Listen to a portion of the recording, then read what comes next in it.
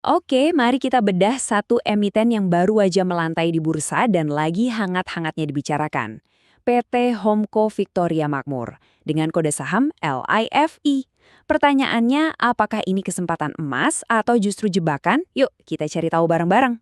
Sebagai investor yang cerdas kan, tugas kita itu buat ngelihat lebih dalam, nggak cuma ikut-ikutan tren. Nah, di sini kita akan bongkar tuntas fundamental perusahaan ini buat mastiin apakah LIV ini benar-benar permata yang layak masuk portofolio Anda atau malah ada risiko yang nggak kelihatan. Oke, kita mulai dari sisi positifnya dulu ya. Apa sih yang bikin para investor tuh semangat dan ngelihat ada potensi besar di saham Live ini? Yuk, kita telusuri satu persatu mesin pertumbuhannya.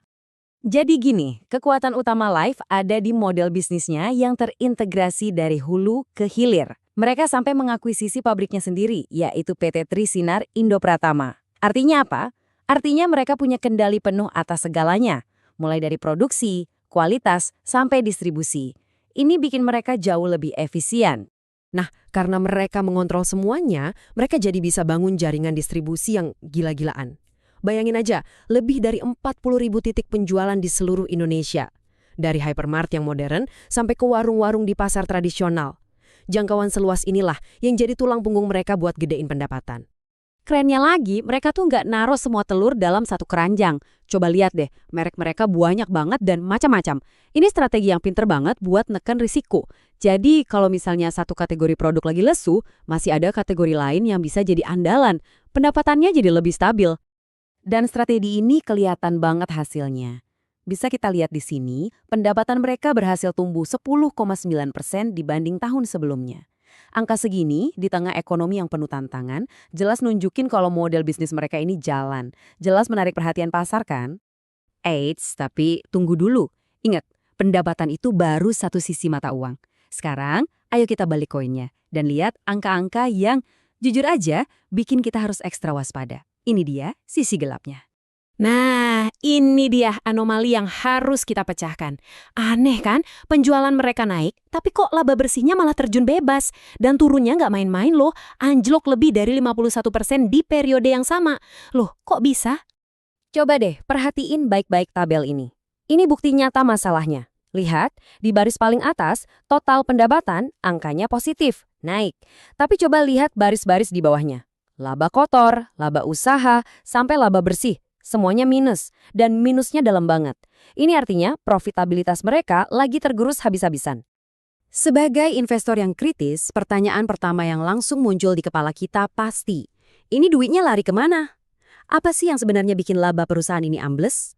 Nah, menurut manajemen perusahaan, biang kerok utamanya itu satu, beban pokok penjualan atau HPP-nya bengkak. Gampangnya, ini tuh biaya modal buat bikin produknya. Dan kayaknya biaya inilah yang jadi akar masalahnya. Ternyata penyebabnya itu keroyokan, mulai dari harga bahan baku plastik yang harganya naik turun kayak roller coaster, terus biaya listrik sama ongkos kirim yang makin mahal. Mereka juga banyak kasih diskon buat ngejar target penjualan. Ditambah lagi ada tekanan inflasi. Wah, ini jadi badai yang sempurna buat ngikis keuntungan. Hasil akhirnya, ya ini dia. Margin keuntungan bersihnya jadi tipis banget, cuma 5%.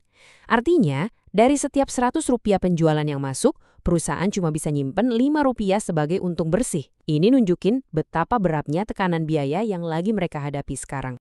Oke, kita udah lihat ceritanya yang kontradiktif. Penjualan naik, tapi laba turun.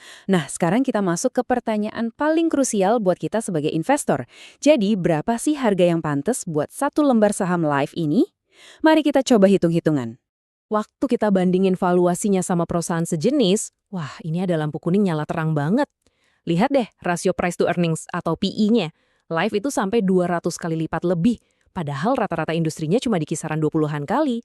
Ini artinya investor lagi bayar harga yang super duper mahal untuk setiap rupiah keuntungan yang dihasilkan Live. Rasio PE yang setinggi langit ini bisa berarti dua hal. Pertama, pasar optimis banget kalau perusahaan ini bakal tumbuh gila-gilaan di masa depan. Atau kemungkinan kedua, dan ini yang lebih masuk akal di kasus ini, angkanya jadi kelihatan tinggi karena labanya lagi kecil banget. Ini sinyal yang harus kita waspadai. Kalau kita coba hitung pakai metode yang lebih konservatif, misalnya discounted cash flow, nilai wajar saham ini tuh harusnya ada di kisaran Rp118. Padahal harga di pasar sekarang 230. Artinya, ada potensi harga saham ini kemahalan lebih dari 90%. Jelas ini bukan margin of safety yang kita cari sebagai investor. Baik, kita sudah bedah sisi terang, sisi gelap sampai ke valuasinya. Sekarang, waktunya kita tarik benang merah dari semua informasi ini biar bisa jadi acuan buat Anda dalam mengambil keputusan investasi. Oh iya, ada satu info tambahan yang cukup penting buat jadi pertimbangan. 2 direktur perusahaan ternyata menjual sebagian saham mereka. Walaupun bisa ada banyak alasan di baliknya, penjualan oleh orang dalam itu seringkali dianggap pasar sebagai sinyal kalau mereka yang paling tahu kondisi perusahaan aja merasa harganya udah cukup oke buat dijual.